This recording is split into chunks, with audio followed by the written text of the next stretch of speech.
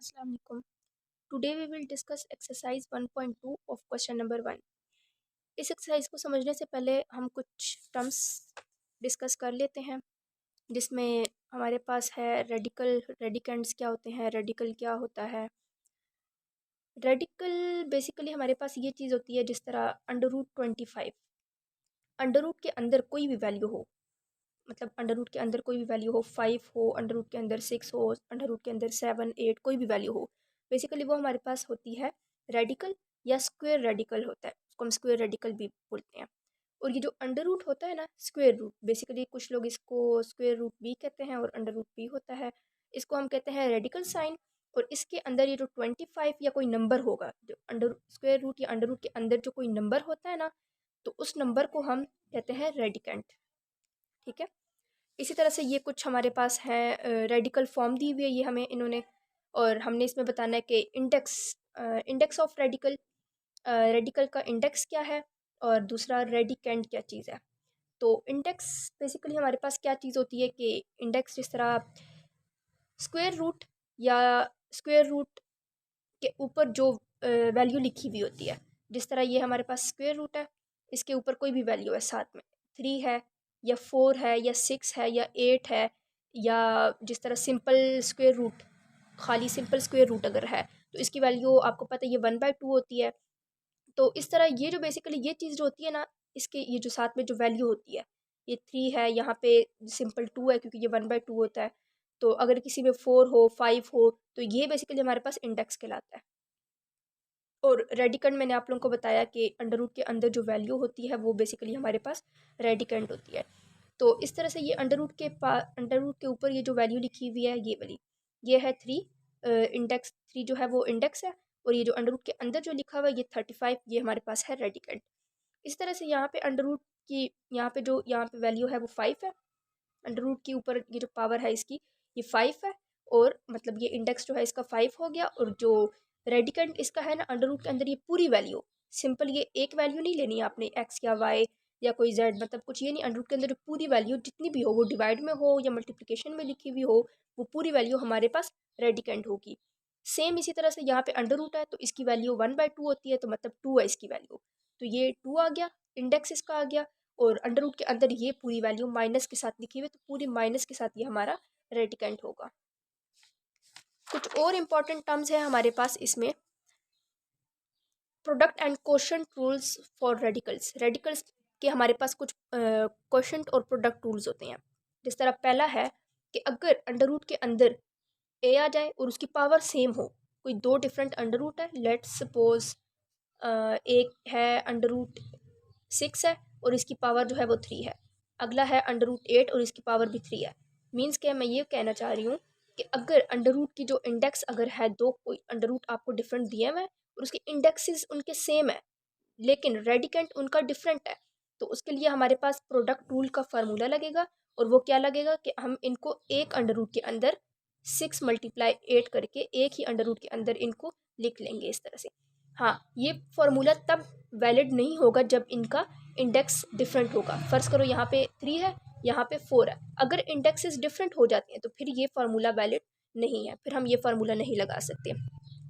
दूसरा फार्मूला है हमारे पास क्वोशंट रूल है, क्वोशंट रूल है फॉर रेडिकल्स। अब रेडिकल्स के लिए हमारे पास क्वोशंट रूल है, तो क्वोशंट रूल में भी सेम वही चीज़ है कि इंडेक्सेस जो है ना वो सेम होंगे।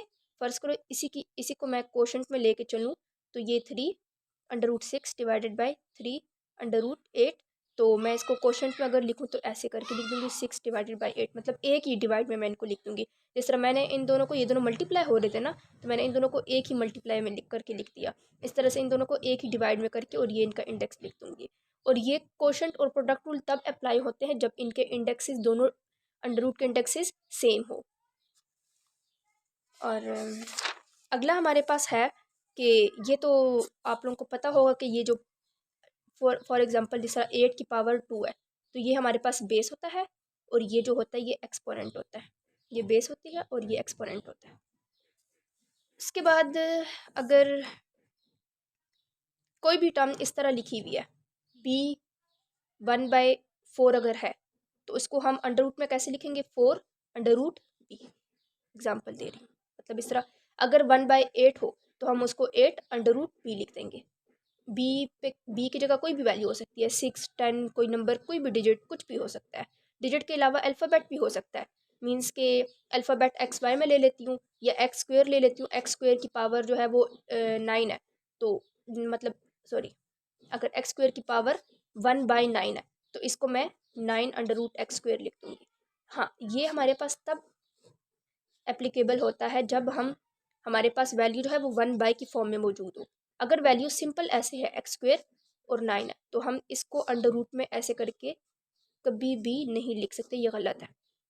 हम इसको फिर हमारे पास, हाँ, अगर ये 1/, में होता तो फिर हम इसको इस तरह फॉर्म में लिख सकते। ठीक है, उसके बाद हमारे पास ये कुछ है कि हम मतलब इस तरह हमारे पास गिवन हो तो हम कैसे उनको रेडिकल फॉर्म में कैसे लिखते हैं। ये हमारे पास एक्सपोनेंशियल फॉर्म है। एक्सपोनेंशियल फॉर्म मतलब पावर की फॉर्म में है ये। और इन सब को भी हमने रेडिकल फॉर्म में लिखना है। रेडिकल फॉर्म मतलब अंडर रूट की फॉर्म में लिखना है। जिस तरह 9 की पावर 1/2, तो 1/2 आपको पता है ये अंडर रूट होता है, तो हमने सिंपल अंडर रूट 9 लिख दिया। अब ये है 64 की पावर 1/3, तो 1/3 अभी सिंपल मैंने आपको क्या बताया कि वो 3 अंडर रूट 64 लिख देंगे। इस तरह से 81 की पावर 1/4, तो उसको हम 4 अंडर रूट 81 लिख देंगे। और 32 की पावर 1/4, तो उसको हम 1/5 5 अंडर रूट 32 लिख देंगे। एक और चीज़ है कि अगर किसी भी अल्फ़ाबेट या किसी भी डिजिट की पावर जो है एक्सपोनेंट वो नेगेटिव में है, फ़र्ज़ करो 8 की पावर -2 है, तो इसको हमेशा हम प्लस करेंगे तब इनको हम सॉल्व करेंगे। नेगेटिव के साथ कभी भी हम इनको सॉल्व नहीं करेंगे। तो प्लस हम कैसे करेंगे, इसको हम प्लस करने के लिए हमेशा ये डिवाइड में जाएगा। 1/8 की पावर 2, ये यूँ हो जाएगा। अब हम इसको ऐसे कर सकते हैं, 8 का स्क्वायर जो है वो 64, तो 1/, मतलब 64 हम इसको ऐसे लिख सकते हैं। ठीक है, जिस तरह यहाँ पे इन्होंने एग्जाम्पल दी हुई है b-m/n, तो इसको प्लस करने के लिए 1/b की पावर m/n, मतलब ये चीज़ है। आगे हमारे पास कुछ और रूल्स हैं। ये प्रॉपर्टीज़ है हमारे पास एक्सपोनेंट्स के, और पीछे जो अभी पढ़ाएं वो ये वाली, ये हमारे पास थे product and quotient rules for radicals. अब ये हमारे पास है प्रॉपर्टीज़ ऑफ एक्सपोनेंट्स। इसमें बेसिकली ये चीज़ है कि अगर a डॉट एम है, सॉरी ए एम है डॉट ए एन है, अगर बेसिस सेम हो, ये है प्रोडक्ट रूल। अगर बेसिस सेम हो तो पावर ऐड होती हैं। पावर बेशक डिफरेंट हो लेकिन बेसिस सेम होनी चाहिए। फर्स्ट करो 2 की पावर 8 है डॉट 2 की पावर 1 है, तो बेसिस सेम है, पावर ऐड हो जाएगी। बेसिस सेम है तो फिर उनको हम एक दफ़ा लिख देते हैं और पावर ऐड करके 8 + 1 9 कर देंगे। ठीक है, ये हमारे पास होता है प्रोडक्ट रूल। दूसरा है definition of negative exponent. Negative exponent अभी मैंने आपको पढ़ाया कि जिस तरह a की पावर -n है तो इसको प्लस करने के लिए 1/, में लिख देंगे हम, और a की पावर n लिख देंगे। इसमें हम कुछ चेंज नहीं करते। अब अगला है a और b के होल पावर n है। होल पावर का मतलब a b है, होल की पावर n है। तो होल का मतलब यही है ना कि a की पावर भी n है और b की पावर भी n है, तो हम इसको ऐसे भी लिख सकते हैं a n b n। Hole basically जब ब्रैकेट लगे हुए होते हैं इसका मतलब ये होता है कि ब्रैकेट के अंदर जो भी टर्म्स है उन सब की पावर जो है यही होगी, सेम। ठीक है, अगला है power of quotient rule. Power of quotient rule इसमें हमारे पास है a/b whole power n। a/b whole power n, ये हमारे पास क्या है, इसमें हम इसका भी वही मतलब है कि मतलब ये होल है ना, होल के ऊपर डिवीजन, ये मल्टीप्लिकेशन में होल पावर सेम थी, ये डिवीजन में होल पावर सेम है, तो उसको हम an डिवाइडेड बाई bn कर देंगे। सिंपल ब्रैकेट हटाएंगे तो ये पावर दोनों के साथ जाके मल्टीप्लाई हो जाएगा, ऊपर वाली टर्म के साथ भी और नीचे वाली टर्म के साथ भी। अब हमारे पास अगली टर्म है, सॉरी, अगला रूल हमारे पास है negative power of quotient rule. ये है a/b की पावर -n। तो इसको हम क्या करेंगे कि जिस तरह भी मैंने आप लोगों को बताया, इसको हमेशा हम 1/, की फॉर्म में लिखते हैं। आप ऐसे भी लिख सकते हो। दूसरा एक और भी तरीका है 1/, के अलावा, कि अगर इस तरह आपके पास कोई ये वाली इस तरह मैं आप मतलब कि इस तरह आपके पास कोई 2 डिवीजन में मौजूद हो और उसको आपने पॉजिटिव करना हो, तो इसको पॉजिटिव करने के लिए सिंपल एक और भी तरीका है कि ये b ऊपर चला जाएगा और a नीचे आ जाएगा, मतलब b/n की पावर n। एक और तरीका वो जो 1/, की फॉर्म में है वो ये है कि a/b -n। इसको हम कैसे करेंगे, अगर हम 1/, की फॉर्म में इसको लिखते हैं 1/a/b n, तो आप लोगों को पता है कि ट्रिपल डिवीजन में जो चीज़ हो वो लास्ट वाली टर्म ऊपर जाके मल्टीप्लाई हो जाती है। ट्रिपल डिवीजन में जो भी चीज़ हो वो ऊपर वाली टर्म के साथ जाके मल्टीप्लाई हो जाती है। फॉर एग्जांपल, ये थोड़ा लेंथी मेथड है लेकिन ये भी वैलिड है। तो ये आपके पास क्या हो जाएगा, b/a/n, वही सेम वही चीज़ बनती है। ये भी हमारे पास यहाँ पे a है ये। और इसकी अगर एग्जांपल दूँ तो ये हमारे पास जिस तरह 2/3 की पावर है -2, तो इसको प्लस करने के लिए 3 ऊपर 2 नीचे और इसकी पावर 2, ये हो जाएगा बेसिकली बस ये। अगला है हमारे पास क्वोशंट रूल। क्वोशंट रूल हमारे पास ये है कि हाँ, जिस तरह एक और चीज़ था प्रोडक्ट रूल। प्रोडक्ट रूल में बेसिस सेम हो पावर ऐड होती हैं, जबकि क्वोशंट रूल में बेसिस सेम हो, क्वोशंट रूल मतलब डिवीजन में बेसिस सेम हो पावर माइनस होती हैं। ठीक है, फर्ज करो यहाँ पे एक एग्जांपल है कि ये वाली यही यही एग्जांपल लेके बताती हूँ। ये मैंने आप लोगों को मल्टीप्लिकेशन वाली बताई है ना, तो यही चीज़ मैं आपको अगर इधर बताऊँ 2⁸ डिवाइडेड बाई 2⁻1, ये डिवाइड हो रहे हैं दोनों, डिवीजन में बेसिस सेम हो पावर माइनस होती हैं। तो ये 2⁸, ये +1 है ऊपर जाके -1, तो ये 2⁷, ये ठीक है। और इसी तरह से अगर a की ऊपर a की पावर है m और ब्रैकेट में हमारे पास है n, तो ये जो m और n जो है दोनों एक दूसरे से मल्टीप्लाई हो जाएंगे। यहाँ पे हमारे पास बेशक पावर जो है वो डिफरेंट हो, दोनों एक दूसरे से मल्टीप्लाई होके एक चीज़ बन जाएगी, एक टर्म आ जाएगी। फर्स्ट करो यहाँ पे 2 है और यहाँ पे 9 है, तो 2 9 18, तो ये 18 आ जाएगा। अपने क्वेश्चन नंबर 1 की तरफ। क्वेश्चन नंबर 1 हमारे पास है, by using the property of product and quotient rule for radicals write each expression as a single radical and simplify. मतलब हमने इनको सिंगल रेडिकल में लिखना है और फिर सिंप्लीफाई करना है। सिंगल रेडिकल का मतलब है कि ये जो हमारे पास दो अंडर रूट में आ रहे हैं, तो इनको हमने एक सिंगल अंडर रूट में लाना है। तो सिंपल हम क्या करेंगे, और दूसरा ये भी है कि सिंप्लीफाई का मतलब ये है कि अगर इसमें कुछ कटिंग हो रहा है, कॉमन आ रहा है, या एडिशन हो रही है, सब्ट्रैक्शन हो रही है, तो वो भी हमने कर देना है। कटिंग वगैरह हो रही है कुछ भी इस तरह का। तो पहला क्वेश्चन हमारे पास है 3√6.3√6।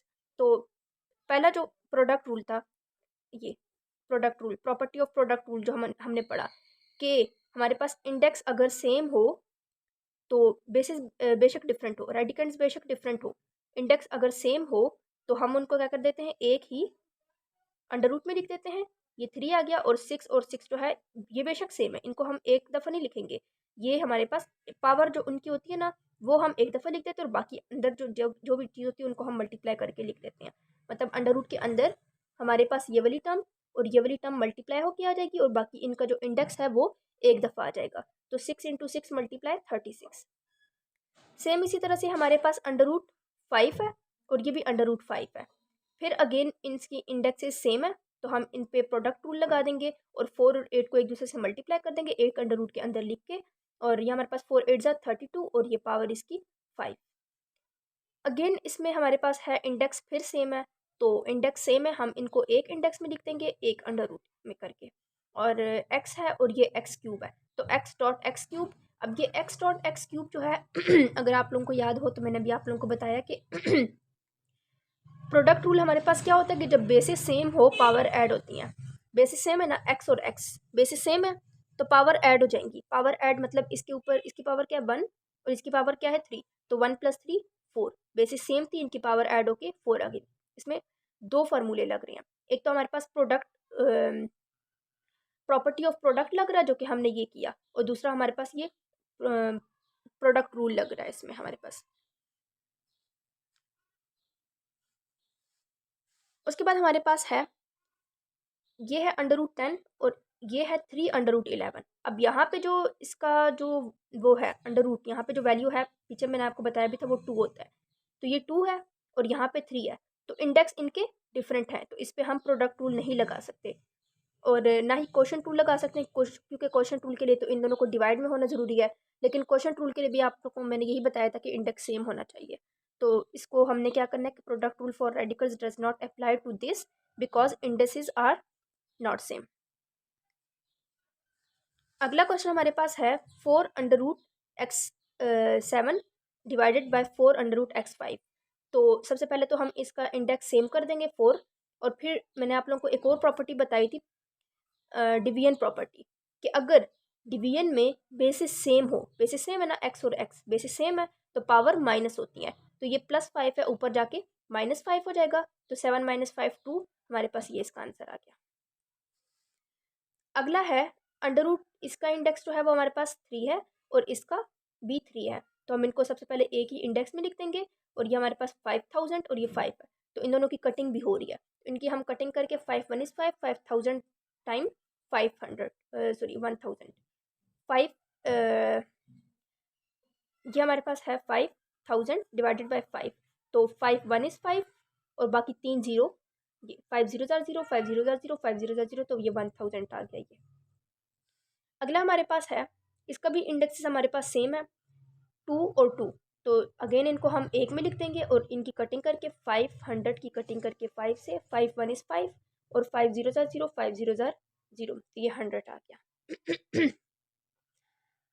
पार्ट अगला जो हमारे पास है, इसका इंडेक्स हमारे पास 2 है और इसका 3 है, तो अगेन डिफरेंट है, तो इस पर भी हम प्रोडक्ट रूल जो है रेडिकल के लिए नहीं अप्लाई कर सकते क्योंकि इसके इंडेक्सेस जो है हमारे पास सेम नहीं है।